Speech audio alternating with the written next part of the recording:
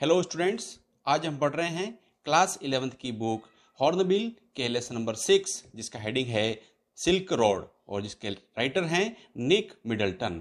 Silk का अर्थ होता है रेशम और रोड यानी मार्ग। यहाँ पर सिल्क रोड के माध्यम से लेखक क्या बताना चाह रहा है, इसके शाब्दिक अर्थ को अगर समझे हम तो यहाँ पर सिल्क अर्थात होता है रेशम। रेशम मार्ग यहाँ पर जो पश्चिमी एशिया है उसको यूरोप से जोड़ने के लिए और यूरोप को चीन से जोड़ने के लिए जिस मार्ग का उपयोग किया जाता था उसको सिल्क रोड कहा जाता है और भारत भी इससे जुड़ा हुआ था। यहाँ पर लेखक जो है वह अपनी यात्रा कर रहा है और इस यात्रा को, कैलाश मार्ग की यात्रा को कोरा कहा जाता है।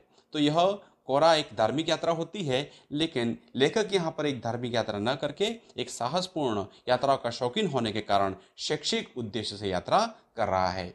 तो इसके वर्णन में क्या लिखा गया है हम जानने की कोशिश करते हैं। तो शुरुआत करते हैं। A flawless half moon floated in a perfect blue sky on the morning we said our goodbye. लेखक कह रहा है कि जिस सुबह में हम लोग विदा ले रहे थे उस समय आसमान में स्वच्छ अर्ध चंद्रमा तैर रहा था, नीले आसमान में। Extended banks of cloud like long French loaves glowed pink as the sun emerged to splash the distant mountain tops with a rose tinted blush। लेखक कह रहा है कि जैसे ही सूर्य जो है पहाड़ की चोटियों पर गुलाबी रंग की बिखरना शुरू कर देता है तो लंबी फ्रेंच रोटियों के जैसे बादल के बढ़े हुए किनारे जो हैं वह चमकने लगते हैं। Now that we were living रावू लासो या लामो कहा गया है, Lamo said she wanted to give me a farewell present. यहाँ पर कह रहा है कि जब हम रावू को छोड़ करके जा रहे थे तब लामो एक महिला है जो कि जिस सराय के अंदर या जिस धर्मशाला के अंदर ये लेखक ठहरा हुआ है वहाँ की परिचारिका होगी या कार्य करने वाली होगी, तो उसने हमको भेंट करने की इच्छा व्यक्त की थी। One evening I had told her through Daniel that I was heading towards Mount Kailash to complete the Kora। यहाँ पर लेखक कह रहा है कि एक दिन मैंने डेनियल के माध्यम से उसे कहा था कि मैं कोरा नाम की धार्मिक यात्रा को पूरा करने के लिए कैलाश पर्वत जा रहा हूँ। And she had said that I ought to get some warmer clothes। और उसने मुझे कहा था कि मुझे कुछ गर्म कपड़े ले जाने चाहिए। After ducking back into her tent, she emerged carrying one of the long-sleeved sheepskin coat that all the men wore। वह अपने तंबू में घुसती है और अपने साथ एक लंबी आस्तीन का भेड़ की खाल से बना हुआ कोट जिसे वहां के सभी पुरुष पहनते हैं वह लेकर के आती है। जैतन seized me up as we climbed into his car। जैतन ने मुझे ठीक से देखा जब हम उसकी कार में चढ़े। आह यस ही डिक्लेयर्ड। उसने कहा आह हाँ। ही डिक्लेयर्ड ड्रोग्बा सर। उसने मुझे ड्रोग्बा कह करके बुलाया है और ड्रोग्बा वहां पर जो पशुपालक होते हैं खाना बदोश अर्थात घूमने वाला इधर उधर उनको कहा जाता है। We took a short cut to get off the Changtang. यहाँ पर शांगतांग कह सकते हैं इसको। शांगतांग को छोड़ने के लिए हमने एक छोटा रास्ता लिया। जैतन knew a route that would take us south west. जैतन ने एक ऐसे रास्ते को जानता था जो दक्षिण पश्चिम की तरफ जाता था। Almost directly towards mount Kailash, जो सीधा सीधा लगभग कैलाश पर्वत की तरफ ले जाता था। It involved crossing several fairly high mountain Passage.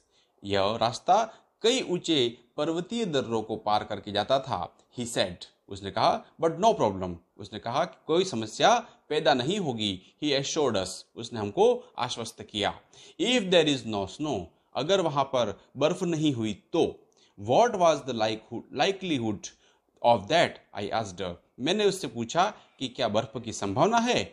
Not knowing sir until we get there। उसने कहा कि पता नहीं श्रीमान, जब तक कि हम वहां पर नहीं पहुंच जाते। From the gently rolling hills of Rau, the shortcut took us across vast open plains with nothing in them except a few gazelle that would look up from nibbling the arid pasture and frown before bounding away into the void. Rahu की उस घुमावदार पहाड़ियों से छोटा मार्ग हमें एक बड़े मैदानी इलाके में ले जाता है जहाँ पर हिरणों के झुंड के अलावा कुछ नहीं था और ये हिरण हमें देख करके घास चरते हुए भी नाराजगी प्रकट कर रहे थे और हमें सूखे चरागाह में दूर कहीं भाग जाते थे।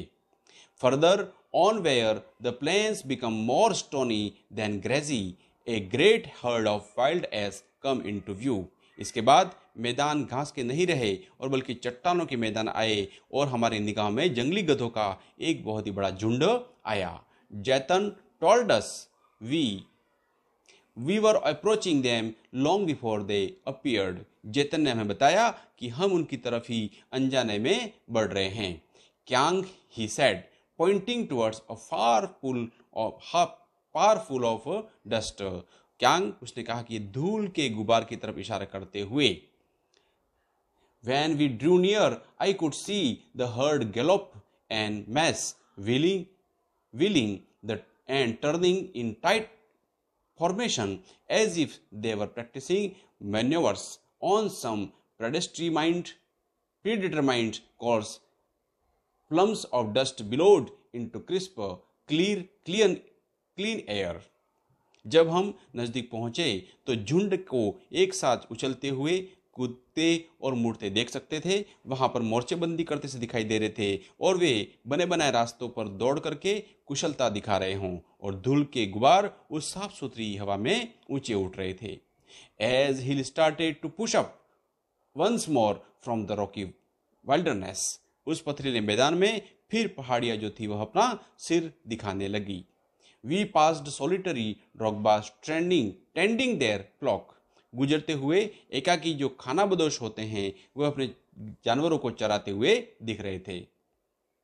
Sometimes men, sometimes women, these well-wrapped figure would pause and stare at our car. ये कभी औरतें कभी आदमी जो हैं वह अच्छी तरह लबादों में लिपटे हुए थे और हमारी कार को टकटकी लगा करके देख रहे थे। Occasionally waving as we passed, और कभी कभी अपने हाथ हिला करके स्वागत भी कर रहे थे। When the track took us close to their animals, और नजदीक आने पर भेड़े हमारी तरफ तेज रफ्तार कार से बच करके अपना रास्ता बदल देती थी। Ships would take evasive action veering away from the speeding vehicles. We passed nomads, dark tents pitched in splendid isolation, usually with a huge black dog, a Tibetan Mastiff, standing guards. रास्ते में हमने अलग अलग तरह के तंबू जो थे वो तने हुए थे और उनके पास से गुजरे। प्राय इनमें से विशाल तिब्बती कुत्ते जो हैं रखवाली किया करते हैं। These beasts would cock their great big head when they became aware of approach and fix us in their sight. जब कभी ये जानवर हमें देखते तो अपना बड़ा सा सिर उठा करके हम पर अपनी निगाह जमा लेते थे। As we continued to draw closer, they would explode into action. जैसे ही हम नजदीक पहुंचते तो यह झपट पड़ते। Speeding directly towards us, और सीधे हमारी तरफ बढ़ते। Like a bullet from a gun and nearly as fast, और यह बंदूक की गोली की तरह तेज रफ्तार से हमारी तरफ लपकते थे।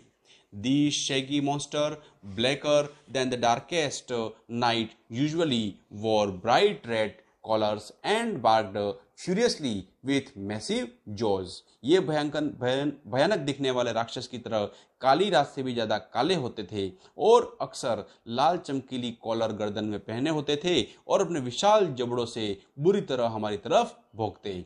They were completely fearless of our vehicle. वे हमारे जो वाहन होता है कार थी उससे बिल्कुल डरते नहीं थे। Shooting straight into our path, और वे सीधे हमारी तरफ झपटते थे। Causing जैतन to break and swerve, और इसकी वजह से जैतन को कई बार ब्रेक लगाना पड़ता और गाड़ी को मोड़ना पड़ता। The dog would make chase for 100 meters, और ये कुत्ते हमारा लगभग 100 मीटर तक पीछा करते।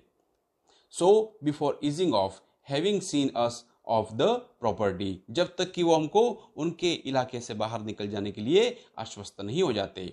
It was not difficult to understand why ferocious Tibetan Mastiff became popular in China's imperial court as hunting dogs brought along the Silk Road in ancient time as a tribute from Tibet. यह समझना कठिन नहीं था कि चीन के बादशाही दरबारों में इन तिब्बती कुत्तों का शिकार करने पर ले जाने का क्या कारण था। इन्हें तिब्बत से भेंट के रूप में पुराने समय के अंदर ही रेशम मार्गों में लाया जाता था। By now we could see snow-capped mountains gathering on the horizon. हमने दूर कहीं पर बर्फ की चोटियों वाले पहाड़ को इकट्ठे होते दिखाई देने लगे हमको। We enter a valley where the river was wide. हम एक ऐसी घाटी के अंदर घुसे जिसमें नदी थी वो चौड़ी हो गई थी। And mostly clogged with ice, और लगभग बर्फ से ठहरी हुई थी। Brilliant white and glittering in the sunshine, और ये बहुत ही अत्यधिक सफेद और सूरज की धूप में यह चमक रही थी। The trail hugged its bank.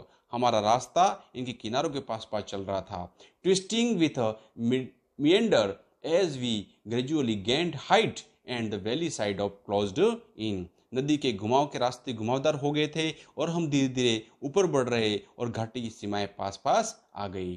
तो फर्स्ट पार्ट हम यहीं तक कंप्लीट करेंगे। अगला पार्ट जो है हम अगले सेशन के अंदर देखेंगे।